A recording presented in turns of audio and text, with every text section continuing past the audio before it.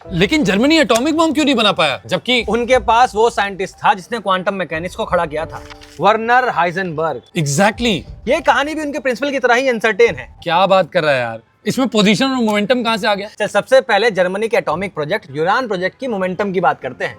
Heisenberg, Germans को बिजली नहीं धमाका चाहिए। कर्ट, हम एटम से एनर्जी तो निकाल सकते हैं मगर उससे धमाका नहीं कर सकते। क्यों? हमें बस रिएक्शन को बेकाबू होने देना है ना। और ऐसा करने के लिए हमें हजारों किलोग्राम यूरेनियम लगेगा। ये पॉसिबल नहीं है। क्या पॉसिबल है और क्या नहीं, ये हिटलर तुम्हारी हलक से जबान खींच के निकलवा लेगा। और 1942 में जब उन्हें आर्मी के सामने पेश किया गया तो उनसे सिर्फ एक सवाल पूछा गया था, क्या हम एटम से शैतान पैदा कर सकते हैं? एक्चुअली अगर इक्वेशंस के हिसाब से देखें तो क्रिटिकल मास इतना ज्यादा है कि यूरेनियम के लिए हमें हजारों किलो। हाँ या ना?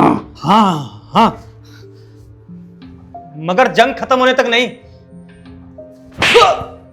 मगर कैसे यार, हाइजेनबर्ग अपनी कैलकुलेशन में गलती कैसे कर सकते हैं? जबकि लिटिल बॉय में महज 65 किलोग्राम ही यूरेनियम 235 इस्तेमाल किया गया था, जिसमें से सिर्फ 2 किलोग्राम ही टूटा था। तो हाइजेनबर्ग ने ये कैसे कहा कि हजारों किलो यूरेनियम इस्तेमाल करना होगा? अब यही आता है उनका पोजीशन कि क्या हाइजेनबर्ग सही में चाहते थे कि हिटलर के पास एटॉमिक बॉम्ब हो? यानी उन्होंने जानबूझकर जर्मनी का न्यूक्लियर प्रोजेक्ट डिले किया। कम से कम जंग के बाद पकड़े जाने पर तो उन्होंने यही कहा था। अब जो इंसान ये बता सकता है कि दुनिया महज एक छलावा है, क्या वो ये नहीं बता पाएगा कि इस छलावे को तबाह कैसे करना चाहिए? मगर कुछ भी हो, उन्होंने अपनी थ्योरी तो सही साबित कर दी। कौन सी? कि हम चाहे कुछ भी कर ले, हम किसी भी चीज का मोमेंटम और पोजीशन एक साथ डिफाइन नहीं कर सकते। मगर मैं कोशिश जरूर कर सकता हूँ। इन नामेन Der Führer। मगर नील बोर की माने तो हाइजेनबर्ग सीरियसली एटॉमिक बॉम्ब बनाना चाहते थे, क्योंकि नील बोर के मुताबिक हाइजेनबर्ग ने उनसे कहा था, महज कुछ दिनों की बात है नील, फिर जर्मन्स के पास वो हथियार होगा जिससे वो पूरी दुनिया जीत सकेंगे। हाइजेनबर्ग, वो हथियार दुनिया को जला भी सकते हैं। दुनिया उस शैतान के लिए तैयार नहीं है। मगर हिटलर है।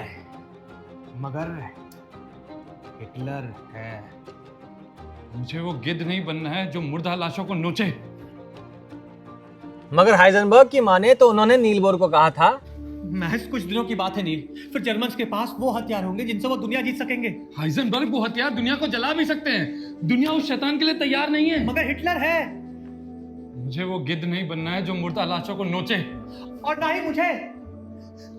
हम दुनिया भर के वैज्ञानिकों को साथ आना पड़ेगा ताकि कोई भी एटॉमिक बम ना बना सके। अब किसकी कहानी सही है किसकी नहीं, किसी को नहीं पता यार साफ पता चल रहा है कि हाइजेनबर्ग झूठ बोल रहा था। वो चाहता था एटॉमिक बम बनाना। मगर ऐसा भी तो हो सकता है कि हाइजेनबर्ग ने जानबूझकर एटॉमिक प्रोजेक्ट को डिले किया था। आखिरकार घर का भेदी ही तो लंका ढाता है। हाँ यार, हाइजेनबर्ग सही भी हो सकता है। अगर वो एटॉमिक बम का बनना स्लो नहीं करता ये कहकर कि वो बन ही नहीं सकता, तो कोई ना कोई एटॉमिक बम बना ही लेता। और अगर वो हिटलर को ओपनली क्रिटिसाइज करता तो अपनी जान से हाथ धो बैठता। तो यार सच क्या है? किसी को नहीं पता यार। और उन्हीं की थ्योरी के शब्दों में कहूं तो हम आज तक हाइजेनबर्ग का यूरान प्रोजेक्ट पे पोजीशन और मोमेंटम डिटरमाइन नहीं कर पाए। अमेरिका ने हिरोशिमा में एटॉमिक बम गिरा दिया हाइजेनबर्ग। ऐसा पॉसिबल नहीं है। ऐसा करने के लिए कम से कम 2000 किलोग्राम यूरेनियम लगेगा। ओह कम ऑन हाइजेनबर्ग, तुम्हें अब भी अपनी कैलकुलेशन की पड़ी है। दुनिया जल रही है। उस दुनिया को जलाया तुमने है ऑटो हांस।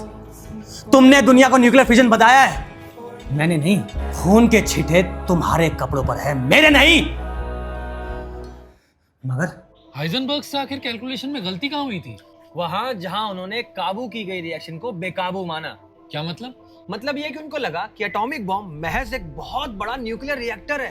अच्छा, यानी कि वो एक न्यूक्लियर रिएक्टर से न्यूक्लियर बॉम्ब जितनी एनर्जी निकलवाना चाहते थे। यानी कि एक कंट्रोल्ड रिएक्शन में से उतनी एनर्जी निकलवाना चाहते थे जितनी एक अनकंट्रोल्ड रिएक्शन से निकले। और इसी वजह से मुझे लगा था कि धमाका करने के लिए कम से कम 2000 किलोग्राम यूरेनियम लगेगा। और मुझे लगा था कि मैंने इस दुनिया की सच्चाई लिखी है, न्यूक्लियर फिजन को समझा। मगर इन हाथों ने मौत लिखी थी हाइजेनबर्ग, मौत। वैसे हाइजेनबर्ग का ये मानना कि उन्होंने न्यूक्लियर रिएक्टर की फिजिक्स को न्यूक्लियर बॉम्ब में लगाना चाहा था, कहीं ना कहीं ये साबित जरूर करता है कि उन्होंने शैतान को बनाना जरूर चाहा था। इसका मतलब नील्स बोर ने सही कहा था कि हाइजेनबर्ग हिटलर के हाथों में एटॉमिक बम देकर उसे ये दुनिया सौंप देगा। ओपेनहाइमर, फिक्र मत करो नील, हम हिटलर के हाथों से दुनिया नोच के आजाद करवा देंगे। चाहे उसके लिए मुझे ये दुनिया जलानी ही क्यों ना पड़ जाए। मिस्टर प्रेसिडेंट, हिटलर पूरी दुनिया को घुटनों पे ला देगा। क्या बकवास कर रहे हो अलेक्जेंडर? अमेरिका कभी हिटलर का गुलाम नहीं बनेगा। अगर गुलाम नहीं बनेगा तो वो शैतान पूरे अमेरिका को कब्रिस्तान बना देगा। अलेक्जेंडर, ऐसा मैं नहीं, इस दुनिया का सबसे महान वैज्ञानिक कह रहा है।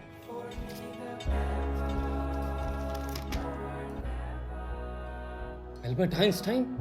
मगर यार उस लेटर में ऐसा क्या था? अनसर्टेनिटी कि शायद जर्मन्स एटॉमिक बॉम्ब बना सकते हैं, क्योंकि ऑटो हान ने यह साबित कर दिया था कि एटम्स टूट के एनर्जी निकाल देता है। You mean nuclear fission? बिल्कुल सही। और न्यूक्लियर फिजन ने एटॉमिक बॉम्ब को साइंस फिक्शन से निकालकर सच्चाई के मुंह पे तमाचा लगा दिया था। पर यार हाइजेनबर्ग ने तो ये कहा था कि चेन रिएक्शन को सस्टेन करने के लिए हजारों किलोग्राम यूरेनियम लगेगा। क्योंकि यूरेनियम 235 ही न्यूट्रॉन्स को एब्जॉर्ब करके टूटता है, और कुदरत में 99.27% यूरेनियम 238 है, जो कि चेन रिएक्शन को रोक देता है। मगर प्रोफेसर रूडोल्फ, अगर हम यूरेनियम 235 को यूरेनियम 238 से नोच के अलग कर दे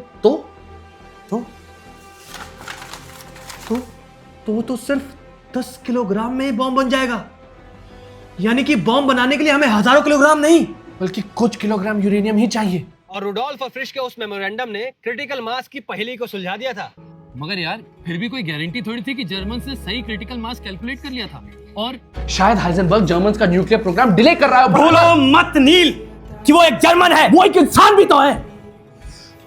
शायद वो कभी क्रिटिकल मास तक पहुंच ही ना पाए। शायद वो दूसरों की जान के बचाने के चक्कर में अपनी जान को दांव शायद नील, शायद इस शायद के बिना पे मैं दुनिया को जलने नहीं दे सकता। Heisenberg is not in danger Neel, he is the danger.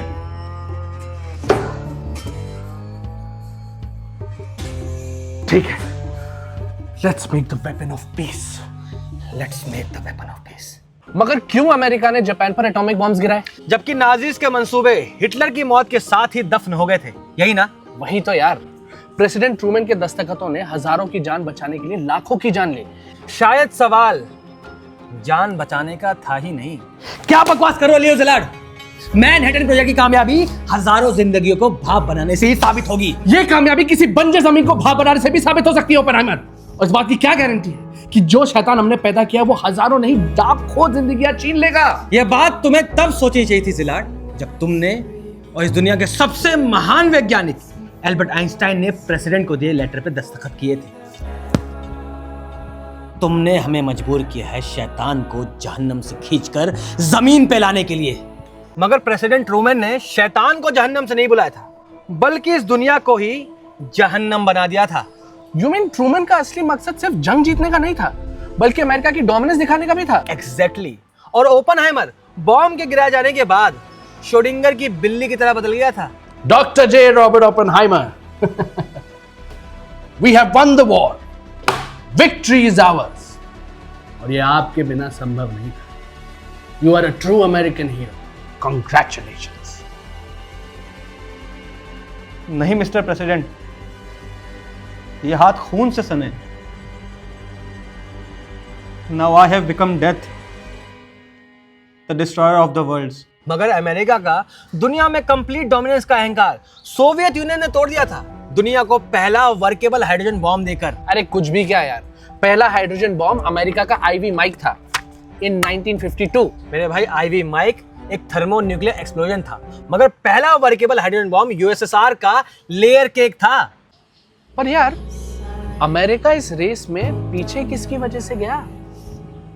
Doctor J Robert Oppenheimer, तुमने देश के साथ गद्दारी की।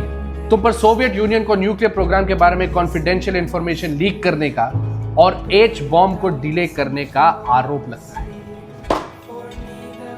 How do you plead, guilty और नॉट गिल्टी? पर एक ऐसे इंसान को देशद्रोही कैसे कहा जा सकता है जिसने अपने मुल्क को दुनिया की हर ऊंचाइयों तक पहुंचाया था, जिसने नौजवानों को सोचने और समझने का रास्ता दिखाया था, जिसने जब आवाज भी उठाई तो अपने लोगों की भलाई के लिए उठाई? अब ऐसे में हमें यह समझना होगा कि सरकार के विरुद्ध आवाज उठाना हमें देश के विरुद्ध नहीं कर देता।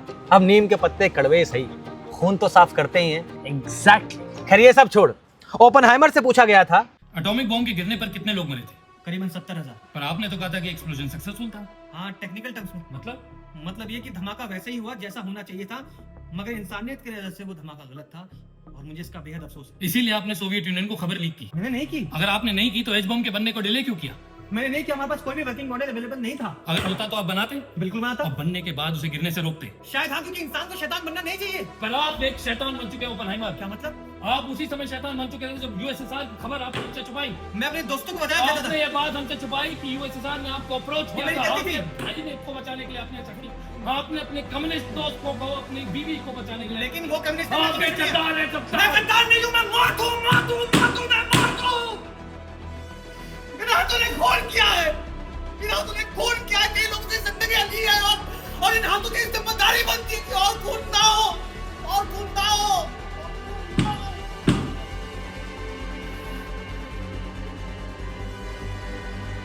आप महज इंसान बने रहिए Oppenheimer. You are not a responsible citizen of this country. इसीलिए आपको क्लियरेंस नहीं मिलेगी। और मरते दम तक ओपनहाइमर गद्दार ही रहा। खैर, जाने तो ओपनहाइमर ने ली ही थी, हैवान को जन्म तो दिया ही था। मगर अब समय ऐसा आ गया है जब इंसानियत को बचाने वाले भी गद्दार कहलाए जाते हैं। ऐसे में हमें हमारे पूर्व प्रधानमंत्री अटल बिहारी वाजपेयी जी की एक बात याद रखनी। सरकारें आएंगी जाएंगी, पार्टियां बनेगी बिगड़ेंगी, मगर ये देश रहना चाहिए। इस देश का लोकतंत्र अमर रहना चाहिए।